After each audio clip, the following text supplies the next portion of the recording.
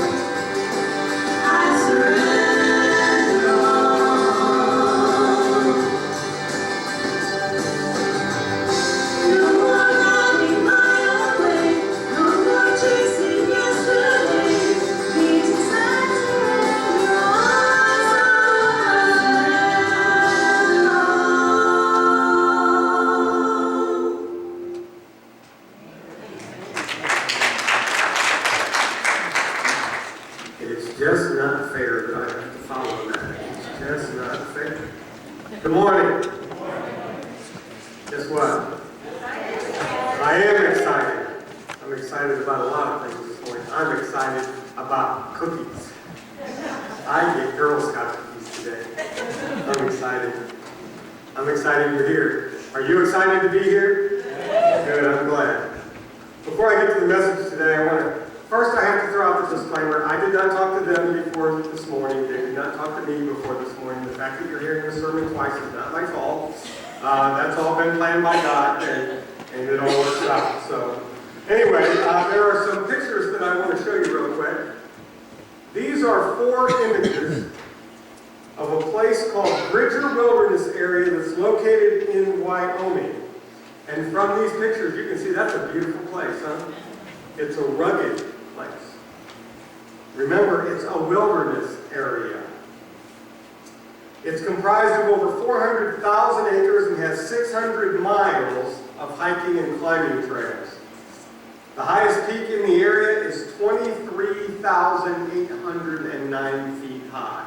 I've been to 15,000 feet, and that's way up there. So I can tell you 23,000 feet is pretty high in the air. There are no motorized or mechanized vehicles allowed in the park. That includes bicycles. If you go here, you're walking. You get the idea. It's remote wilderness. Now that you have that information, I want to share with you some actual responses from people that filled out comment cards after visiting the park. These are some of the things they had to say. Trails need to be reconstructed. Please avoid building trails that go uphill. There are too many bugs and leeches and spiders and spider webs. Please spray the wilderness to rid the areas of these pests. Please pave the trails. Chairlifts need to be added in some places so that we can get the wonderful views without having to hike to them. The coyotes made too much noise last night and kept me awake. Please eradicate these annoying animals. Now, I will tell you that living here and being so close to the city, I've had that thought before, but we're in the wilderness here. A small deer came into my camp and stole my jar of pickles. Is there a way I can get reimbursed? Please call me. Escalators would help on the steep uphill sections. A McDonald's would be nice at the trailhead. And finally, my favorite, there are too many rocks in the mountains. And everybody said, duh. These comments were compiled into a list by a guy named Mike Neifert, and I just want to give him credit because I didn't do that. But obviously, these comments and these complaints make it clear that the people who made them don't really understand what it means to go to a wilderness area. They don't grasp the concept.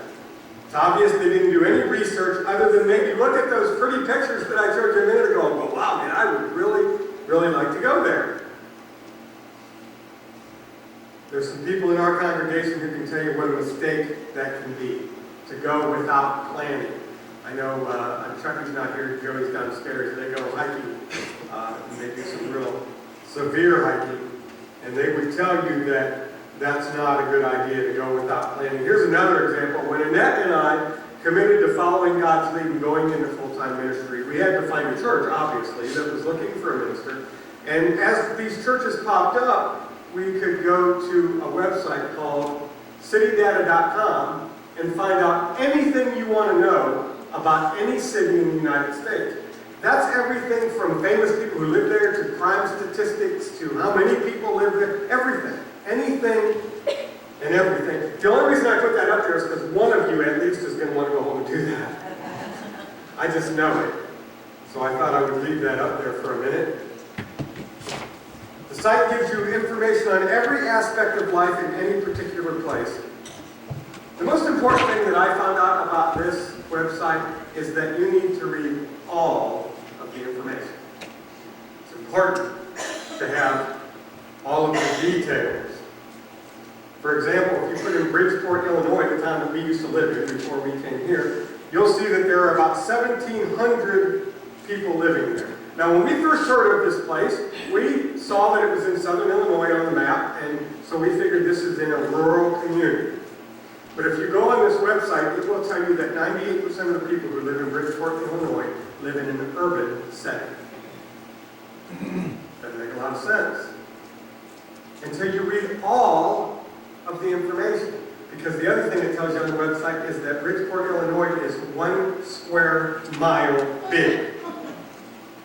And everybody lives within that square mile, which is an actual legitimate city, so therefore they live in an urban environment that is surrounded by cornfields and soybean fields. We didn't know that until we got there. But we knew it was a rural place. I still had to wonder, how could they all be urban? In case you think 1,700 people in 1 square mile is a lot of people, think again. The city of Cleveland has almost 5,000 people per square mile. Cuyahoga Falls has 1,900. That's still a lot of people. The point is, no matter what you're doing or where you're going, it's important that you do some research. It's important that you know what you're getting into. Whether it's a new job or a new location or even something as simple as a new hobby or a new daily routine, if you don't know what to expect, the chances of success are limited. Am I right? If you don't know what you're walking into, the chances of getting it right would be slim. That's what I'm going to talk about for just a few minutes. It's what Jesus was talking about in the account that I'm going to read from Luke chapter 14 as we continue that walk. Let me get back to that screen. I think it's still up there. Yeah, that walk through the New Testament that we're taking this year. If you open your Bible or a Bible app to Luke 14, you'll see that it begins with Jesus being the meal guest in the home of one of the religious big shots of that time. It's obvious from the wording that there are a number of people sitting around talking. It says Jesus was talking to them, plural, not to him, but to them. And if you know anything about his time on earth as a flesh and blood human being, you know that these same people, these big shots, these religious guys, they all were always trying to trick Jesus. They were always trying to catch him making some kind of mistake, asking him questions to see if he would mess up. And the answer, when I say mess up, I mean mess up as far as the Jewish people were concerned, as far as the law was concerned. We have to keep that in mind. While some of the Jewish leaders opposed Jesus because they thought he was a fraud, others opposed him because if he was who he said he was, their reign of terror, their status in society was about to come to an end. And they didn't want that to happen. In this particular situation, though, Jesus is the one asking the questions and giving some advice. Rather than engage with their guests, we're told in verse 4 of chapter 14 that they remained silent. That's just so you know, and I talk about Dr. Phil. Dr. Phil gets away with making a lot of money just because he spews common sense. But one of the things that he says that really makes sense is never miss a good chance to keep your mouth shut. Am I right? These guys didn't miss this shit. They just kept their mouth shut because they knew no matter what they said, Jesus was going to get it. In verse 6, it says, they had nothing to say. They thought Jesus was trying to trick them. But then when one of them finally spoke up, Jesus did what Jesus so often does. He told them a story. That same interaction is recorded in the first book of the Bible, the book of Matthew. If you want to hear my take on what the parable is that he told the story, just go to our website. Let me get to that now. AltonHillsChurchChrist.com, and go to the website and then click on the YouTube link, and you can watch the sermon from January that talks about the story that I'm talking about right now that's different from the story that I'm going to be talking about in a minute. Are you confused yet? Pay attention. We're going to get there. But did you see how I squeezed in that cheap plug for the website and that cheap plug for our YouTube channel? Don't be afraid to use those things if you're online. All this review of the first 24 verses of Luke chapter 14 that I just did brings us to the 9 verses that I'm going to focus on this morning. I know in your bulletin it says 11 verses, but I'm going to cut a little bit short. Somebody say good. I knew you'd like that. You can read along in your physical or your digital Bible, or you can follow along up here on the screen. Luke 14, starting at verse 25, says this. Large crowds were traveling with Jesus, and turning to them, he said, "If anyone comes to me and does not hate his father and mother, his wife and children, his brothers and sisters, yes, even their own life, such a person cannot be my disciple. And whoever does not carry their cross and follow me cannot be my disciple. Suppose one of you wants to build a tower. Will he not first sit down and estimate the cost to see if you have enough money to complete it? For if you lay the foundation and are not able to finish it, everyone who sees it will ridicule you, saying, 'This person began to build and wasn't able to finish it.' Or suppose a king is about to go to war against another king. Won't he first sit down and consider whether he's able with 10,000 men to oppose the one coming against him with 20,000? If he's not able, he'll send a delegation while the other is still a long way off and ask for terms of peace. In the same way, those of you who do not give up everything you have cannot be my disciples." I want to stop right there because I can just imagine the people that Jesus is talking to in the first century. I can imagine them thinking something like, "Time out, wait a minute, hold it. What are you talking about? We've been taught all our lives as Jewish people to honor our parents, our mother and our father. We've been taught our entire lives through generation and generation to love our kids and to raise them to be good members of the Jewish community. Now you're telling us we have to hate everyone else if we're going to follow you? How does that work?" Can you just imagine how their minds would be blown? What are you talking about, hating people? I was getting ready this morning and somebody came up to me and was talking about what a lovely day it was and how everything rotates around love. And then I said I was going to preach on hate. And they said, "No, change it to love." And this is what Jesus said.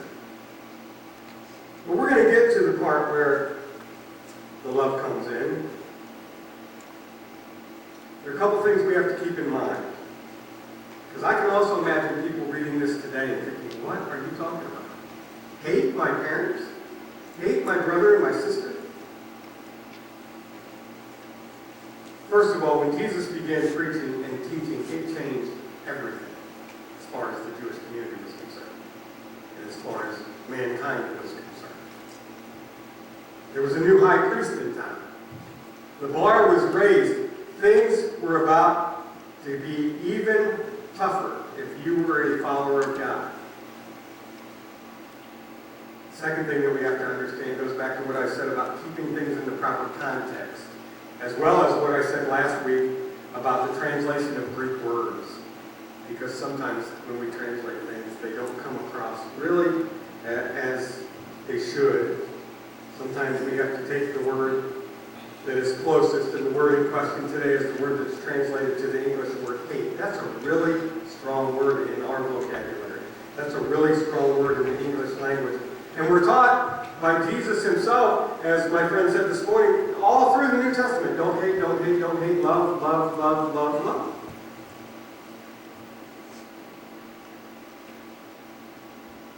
So it's important that we know that the word translated hate doesn't mean such an intense emotion as we would think of.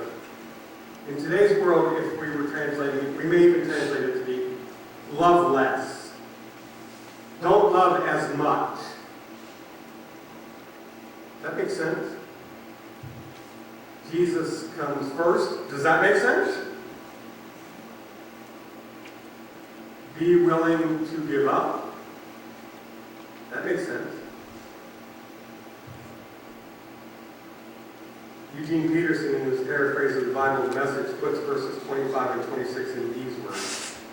One day, when large groups of people were walking along with him, Jesus turned and told them, "Anyone who comes to me but refuses to let go of father, mother, spouse, children, brothers, sisters, yes, even one's own self, can't be my disciple." In other words, if you're going to be a disciple of Jesus, Jesus comes first over everything, no matter what. Some people read this and think that the crowds following Jesus were getting so huge that Jesus uses this to kind of thin the herd. You know what I mean? He makes it so difficult that some of them will just walk away. I don't believe that for a minute. I believe Jesus wants us to know what we're signing up for. He wants us to know what we're getting into. He wants us to know what it's going to look like to follow Him.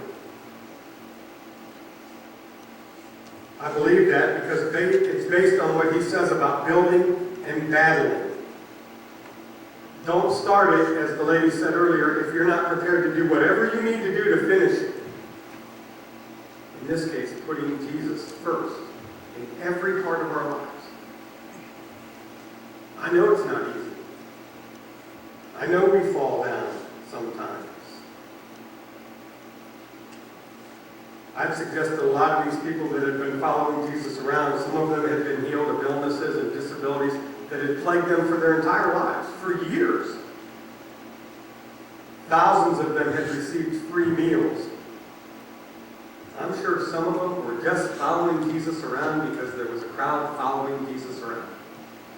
It was the in thing to do.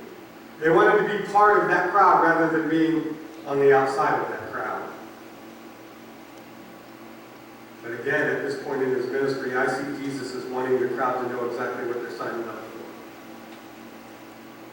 Did some of them walk away? Sure they did.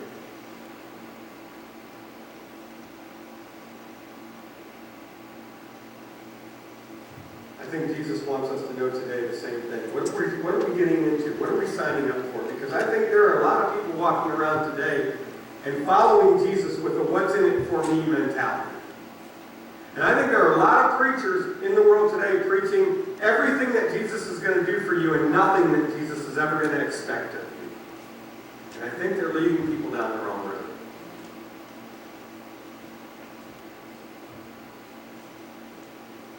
In today's language, I see this particular teaching of Jesus as addressing what we now know as the risk versus reward concept. We understand that concept, right? It's a huge concept when it comes to investing. It's important to consider when making major purchases. One question that almost always comes up every time we consider spending any kind of money is, how much? Right? What's it going to cost? Then on the flip side of the question is, what's the potential reward and what are the risks? The bottom line of today's message is this: becoming a follower of Jesus costs nothing but can only be done by willing to give up everything, if that's what it comes down to. The gift is free. But somewhere down the line, like they said, I know people whose families don't even talk to them because they became Christians. You may have to sacrifice something.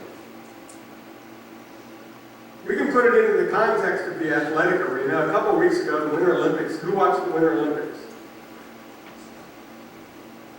One person I talked to.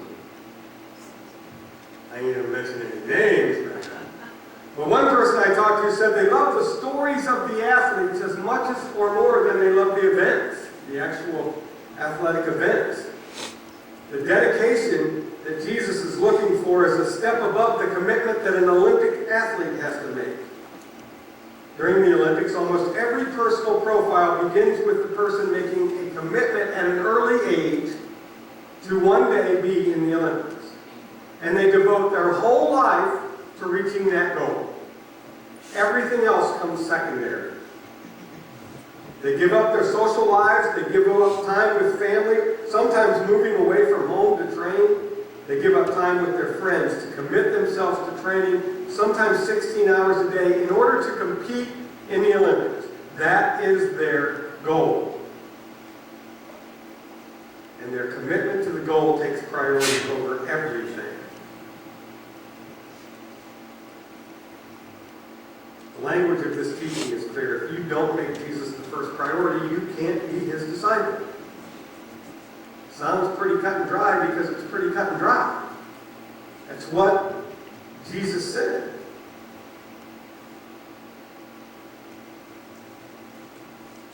The point is that only when one lessens all other allegiances is one totally following Jesus. Because otherwise, someone or something would have a greater pull on you than Jesus has on you. And I know that sounds sometimes silly to us as Christians, but it's true. It became obvious to me. Some of you know that I was involved with Helping the Sands Disaster Response from the ground up. I mean, I was one of the first people that was involved in that. We started that organization. And then somebody came to me and wanted me to do another organization. And that was CTN.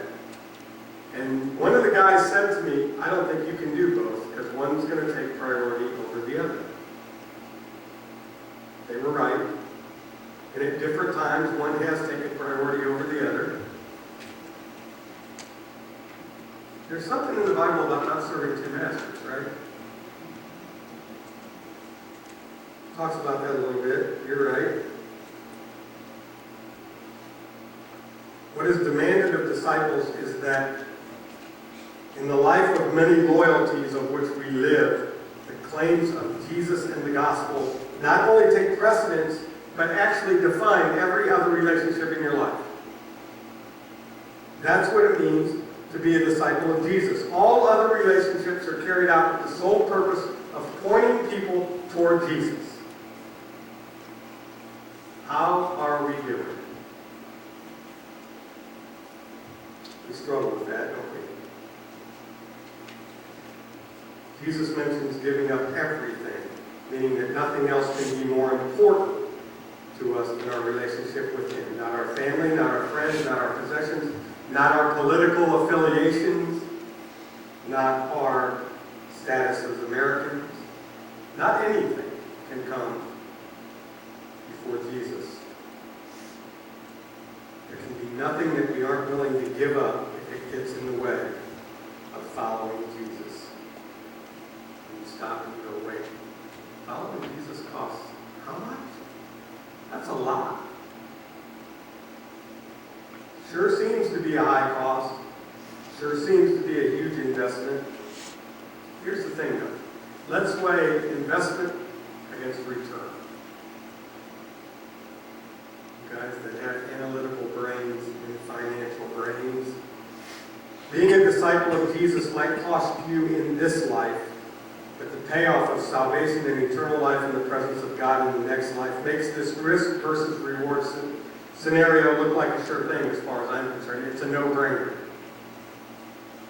The payoff is well worth the investment. Like every major decision in your life, it's a matter of knowing what you're getting into and then making the decision to move forward. So maybe today's the day for you.